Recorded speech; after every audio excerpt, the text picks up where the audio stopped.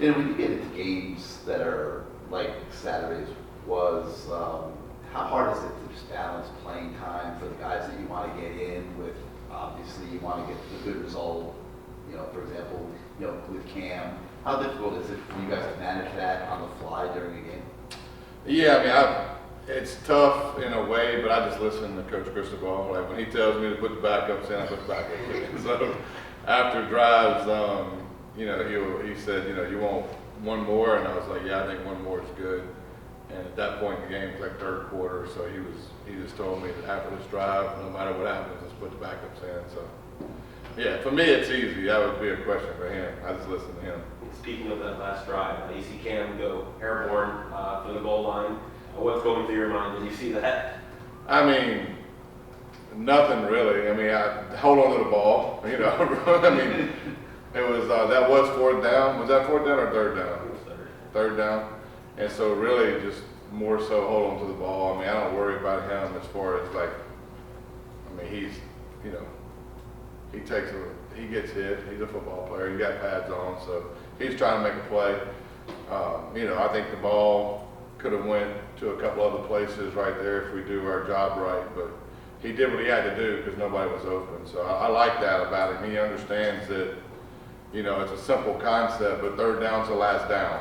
So you got to go get it if you don't have it, right? And then after, you know, obviously you worked with him all throughout, you know, spring and fall. Now you've had a chance to work with him in 2 games. Is there anything about him that's kind of like surprised you that he didn't come practice? No, I mean, he's very calm. You know, that's one thing I do appreciate. I mean, me and him have similar demeanors on game day. It's whether the drive was really good or something happened that's bad, you go and you look at what happened and you move forward. You know, and I like the fact that he has extreme short-term memory. You know, things don't bother him. You know, he sees the field in a really good way. Typically, the information he has when he comes over to the sidelines of why he did something is fairly accurate. We do have iPads now on the sideline, so we can actually watch it and see, okay, well, you're right, so-and-so was here, or so-and-so needs to do this. You know, maybe it was a busted route or whatever. So it's more communication on what we have to get better. But, you know, it is a very, you know, he has a very calm demeanor. He plays football with a very low pulse, which is what you should do. So you have a lot of focus on the passing game, just with what Ward's been doing. But how are your thoughts on the run game for the first 2 games, and specifically how you've been distributing things between Martinez and Fletcher? Yeah, I mean, Matt does a good job of controlling those guys' reps, and you know, we're going to stay balanced. I mean, that's who we are. We can run the football and we can push people around, so we're going to ultimately mix in that with attacking in the air, right? So to me, the beauty of who we are is we're balanced. We can beat you either way, so we gotta maintain that course, and that's my job to keep it mixed up and to keep people off balance. But we do have a handful of backs that we feel comfortable being in there, really any of them, and so it's a talented room, and so he does a good job of rotating those guys, and those guys do a good job of cheering for each other, which I think is vitally important when you're in a crowded room. Cam talked about after the game, you guys haven't really gotten into the bag of the playbook. Just what are your thoughts on, you know, that and just the basics of working, you know, how important is that for you guys? It is. I mean, as the season goes, I mean, the creativity week to week will obviously be more and more. You know, I mean, we've been pretty base so far. You know, even in the first game, there was a couple things with movements and stuff that we did. But as time goes on, then and people obviously get more comfortable because people have more reps. But you know, creativity. I mean, you gotta do what you do in a sense, and but you gotta try to hide it. Does that make sense? And so you just gotta try to figure out wrinkles to it and just ways to move to it and shift to it and do enough things out of those sets where you're not, you know, giving off anything, you know, to the defense. It seems like you've incorporated more no-huddle or tempo this year. Is that fair to say? And how do you feel like that's gone? It's gone. I mean, he's comfortable with no huddling. There was a lot of, I'll say a lot, there was a handful of plays that were just check with me plays in the game. And so I feel comfortable just basically lining up and giving him a set and letting him see the defense at times. Our communication cuts off at 15.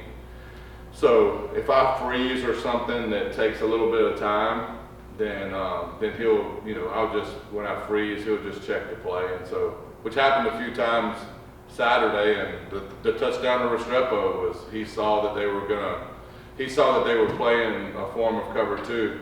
And so he checked a down the middle throw, which ended up working out. So I can't take credit for that one. Markel Bell starting at left tackle. Your thoughts on how he did filling for Jalen? I thought as the game went on, I thought he played better and better. He made a couple mistakes early, which was obviously, you can understand that. But as the game went on, he's been super solid in camp. I mean, the dude is really talented. And as the game went on, you saw that. His comfort level set in. How about Isaiah Horton and his growth? Seems like, you bring a guy in his room and he's embraced that competition and continues to get better. And that room's no different than what he was asking about the running back room. I mean, look, if you look at the one thing I care about, a lot of things I care about, but distribution of the ball is important to me, right? I like when a lot of guys touch the ball. Doesn't always happen, but right now we have a lot of skill guys. We have a lot of tight ends that are touching the ball, which I know I get asked about plenty, but they're touching the ball, so everybody relax. But a lot of people are touching the ball, and those guys are really good playmakers, right? And there's a reason why the ball finds them is because they're open, right? And so I like distribution the way it is, right? And so I don't know if one guy will catch 100 balls this year. I would rather have 6 guys catch 50, to be personally honest with you. But one guy might, I don't know.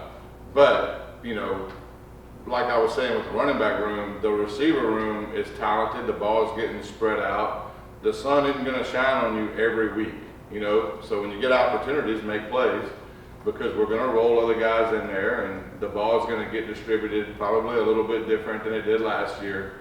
And so people have to be comfortable with that. And people have to find ways also to affect the game without the ball. It's very important when you play a skill position. It's finding a way to affect the game without the ball in your hand. Because if you play, let's say you play 60 snaps in a game, which is, about right, 50 or 60 snaps. If you catch 7 balls, that's a pretty good game. If you catch 6 balls, it's a pretty good game, right? So just do the math. I mean, I'm not great at math, but I can subtract 60 from 7, right? And that's 43, right? Am I right by that? 40, 53?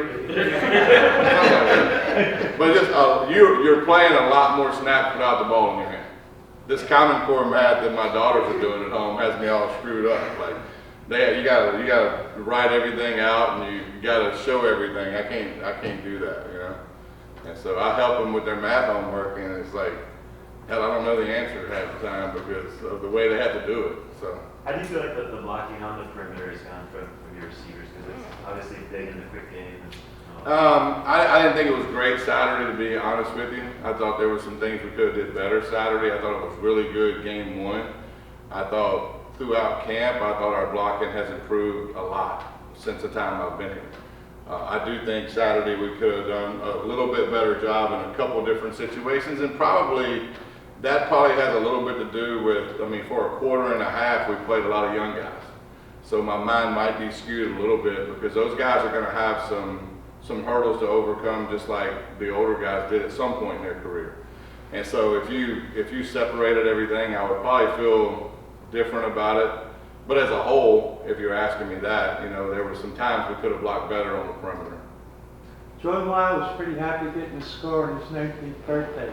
How did the team in their running room celebrate that? You'd have to ask them. I don't know. But I know I'm happy to have him here, and I expect a lot more touchdowns from him. He's a very talented kid, great kid to be around too. But I'm sure that they celebrated him whatever way they celebrate, But everybody was happy for him, I can tell you that. And, first extended look at Reese in a game. Yeah. Chance to throw the ball a little bit. What do you think of how he did in the game? I thought he did good. That was his first snaps here. And at the end of the game like that, obviously you're calling the game a little bit different. You're not sitting there throwing it every time, although they did, which was kind of shocking to me at times. But with the way that the game was called with him, I thought he did well. You can tell he's very athletic.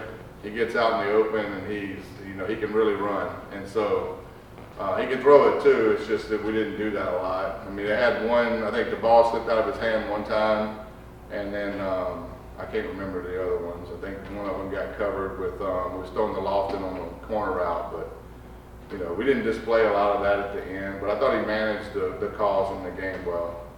Seems pretty evident that Emory's, there's an effort to give him a red shirt this year. Yeah. What's the challenge with that from a player perspective, with trying to continue to stay engaged, but take that red shirt? It's tough. I mean, look, I went through it as a player, and I've done it multiple times as a coach. And so I just think that, having those discussions early help, because if you can eliminate some landmines along the way with things, especially when it's going to be a challenging year for a kid, but if you can give them some, hey, this is what it's going to be like, so that way at least they have some understanding in the lay of the land. And so we had a lot of conversations early in camp and really throughout the off season about, what the plan was going to be for him. So he knows exactly what the plan is, and I talked to him at the end of every week. He knew, like in that game, I wasn't going to play him. And so, he was fully aware of, I'm completely transparent with all of them about what their role is and what they're going to be doing that game. And so there's going to be games where we activate him. Obviously we have 4, right? And so, but that will be communicated to me from Coach Cristobal and then down the chain of command. But, Emory's handling it great. Like, his attitude's great. He does a great job at practice. He's had a great camp. And, I know that older kids are better players. And so, it wouldn't be very smart for me to waste a year on a kid with his talent level for no apparent reason, right? I asked Mario the same question, but you see what happens around college football. Is a pretty crazy week on Saturday. NIU beats Notre Dame. Do games like that just help you guys reiterate to players that there are no easy teams, there are no bad teams, that if you're not sharp on your game, you can get beat. Yeah, I do think it's a good reminder. It doesn't you don't have to look far for those reminders, to be honest with you. You look across the nation, and heck, when we got done with our game, LSU and Nichols was a 3-point game in the third quarter, right? And so Cal beat Auburn at Auburn, right? And, some of those teams were 35 to 38 point favorites, and they're in a dogfight. And so I just think that the margin of error in college football today is razor thin.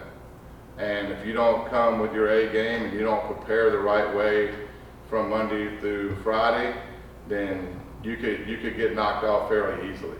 And especially when people have a bullseye on you, and you're going to get their best. And so, I talk to the offense a lot about just playing the game, not the name. It doesn't matter who the opponent is. If you prepare Monday is Monday, Tuesday is Tuesday, and just focus on, hey, these are the plan, this is the plan for this week, these are the plays, and let's get as good as we can get at them and execute them and understand the situations and understand the scheme the defense is going to be in certain situations. All the rest will take care of itself. The issues come when you really, if you look at those games, there's more of a, hey, I lost, there's a fine line in games like that. And I watched the Notre Dame game this morning. I got it here and I put the game on and I watched the flow of the game. Ultimately, there's a clear line in the sand of when they lost focus, and so, and when things like that happen, you have to have older leadership. There's got to be something there to pull it back together and refocus, because it's hard to get the train back on the track when it comes off. It just is. Like, we've all been there, and it's nothing that, I'm not talking bad about them or anything. I'm saying, heck, we've all been in that situation. And so it's a good reminder for guys to stay focused in the moment, because ultimately the loss of focus is really the key. And once you lose it and you try to get it back, it's hard. So the key is don't lose it, right? How do you feel like this team We'll do a couple more. Focuses attention to detail in practice compared to other teams you've been around? We have a lot of older guys, and we have a lot of guys that's played a lot of football. And I do think our focus is different. It seems to be very different. Now, you know, and there's a lot of different things that can affect your play and affect your momentum. Like, for instance, like success and failure can slow you down. Like if success is really easy, then you kind of relax, and that slows you down. And if you're not doing good, you press, and that slows you down. I think the key is to find a way to stay right in the middle, you know, and just execute with a clear mind and clear conscience. Now, you know, our guys have shown in 2 games the ability to overcome. Like Florida, we threw a pick back up. Well, you know, not a very good play for us, obviously. It could have been devastating. The defense goes out there and does a great job, but then we take the next drive and we go score. And it's very, you know, everybody was calm. Yeah, hey, it is what it is. Can't do anything about it. We move on and we execute the next drive. And there was times in this game where at the end of the first half, we had 2 drives that sputtered out, right? Didn't look good. Didn't execute good. We had people that were doing things that they shouldn't have been doing out there. Well, at halftime, we got together, and Cam and other older guys, and we went out there in the second half and we put it out of reach. You know, so I mean, they've shown in 2 games where whenever things start, because ultimately in games there's going to be times where you're going to hit a lull or something's going to happen. No game goes perfect. And so staying calm and staying together is key. And our guys seem to do that. We just got to keep doing it. Seems like there was an effort to get Chris Johnson involved in the last game. How do you feel like it went? I thought it went well. I mean, I want to get him more and more involved. That room's very talented.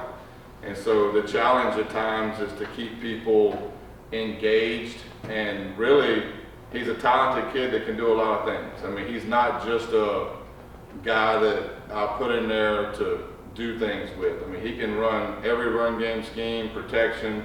He's grown as a running back since I've been here, leaps and bounds. And he's done a tremendous job. And I'm trying to reward him with like some things because he deserves it, right? And he's a really good player, and he has the ability to be dynamic with the ball in his hand. And so ultimately that room is just very talented, and he knows that, and we've communicated with him. And so we're going to keep finding ways to get good players involved, you know, but without disrupting what we're doing. And that's the easiest way to put it.